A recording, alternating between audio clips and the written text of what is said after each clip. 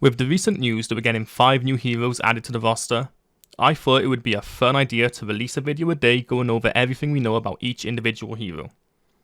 So, for today, I want to start off with the hero we know the most about, Emre. Emre is a veteran of the Omnic Crisis, known for his tactical prowess and combat abilities which make him a powerful addition to any battlefield. While he didn't join Overwatch until after the Crisis ended, Emre was still responsible for saving hundreds of lives throughout the war.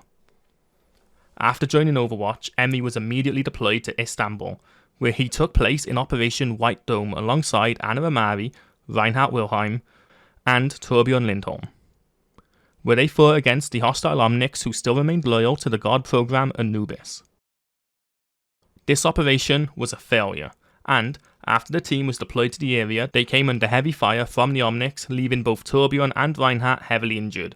This would result in the loss of Torbjorn's arm. His next mission saw him sent to Australia alongside Dr. Angela Ziegler and Vivian Chase to combat the health crisis caused by radiation exposure that plagued the outback after the destruction of the Australian Omnium, upon which Junkertown would eventually be built. While Ziegler would lead the mission and provided medical aid to those affected, and Vivian Chase would work with the local government managing the crowds and dealing with public relations, Emre was coordinating with the local non-profit groups in the area to help distribute resources to those affected. And, thanks to their combined efforts, they managed to reduce the mortality rates for those affected by the radiation by over 70%. Not long after their efforts to save lives in Australia, Emre was assisting Mercy in a hospital when he was notified of a man who had survived an attack by the Shimada clan. He and Ziegler intervened, saving the man's life and placing him under Overwatch's care. The man they saved would later be identified as none other than Genji Shimada, son of the clan's former leader and younger brother to Hanzo Shimada. Other than that, we don't know much about Emre's early days of Overwatch, but we do know how his time at the organisation came to an end. During an operation against the Deep Sea Raiders, a terrorist organisation who aimed to reduce the Earth's fossil fuel emissions by doing anything necessary, which, for the record, the world of Overwatch was previously almost destroyed by the climate crisis, which led to the creation of the God programs to save the planet, which led to the Omnic Crisis. Anyway, the strike team sent to deal with the Deep Sea Raiders was comprised of Emre, Lena Oxton, Winston and Reinhard Wilhelm. This strike team was also assisted by the search and rescue team of Overwatch, which meant Freya was on the scene. The first half of the strike was successful, and Emre went out of his way afterwards to congratulate Freya on her actions out on the field.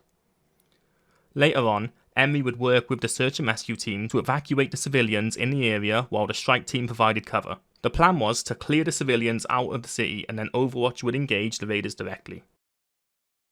However, that's not what happened.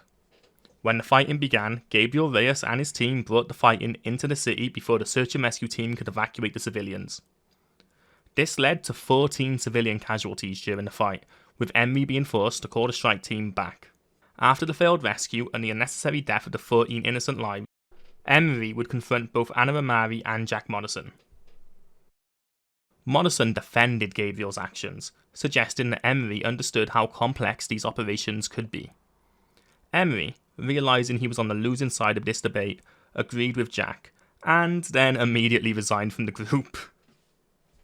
Not much is known about his time away from Overwatch, but we do know that he was offered a consulting job with multiple global security agencies, and after taking up one of the companies on this offer, he would go missing for a number of years. 10 years later, Freya would be tasked with hunting him down and bringing him to Talon. During this mission, she discovered that not only did Emre work with Talon over the last 10 years, but he also became a killing machine. He would pick and choose missions that brought him close to previous mission sites that he and the search and rescue team at Overwatch had been assigned to. During these missions, he would go MIA, turn off his tracking and comms devices, and then reappear towards the end of the mission having accomplished his assigned goals. After noticing this pattern, Freya tracked him down to a global security facility that had multiple reported incidents with suspicious breaches over the last 2 weeks. Here, she would find Emre and discover something unexpected. He was changed. His body was being puppeted by an unknown entity. He was fitted with an exoskeleton suit capable of turning light into hard light weapons. And on the centre of this exoskeleton was a red eye with 3 dots above it and 3 below it, the same red eye that previously targeted Overwatch's Swiss headquarters and shut down Sombra's global hacking spree, driving her into hiding. And that is all we know about Emre for now. With his release alongside the next season of Overwatch, we will be learning a lot more about his dark and mysterious past. If you like this video and are interested in learning about the other 4 heroes or more events in the world of Overwatch, make sure you like, comment, subscribe. I don't know. Bye.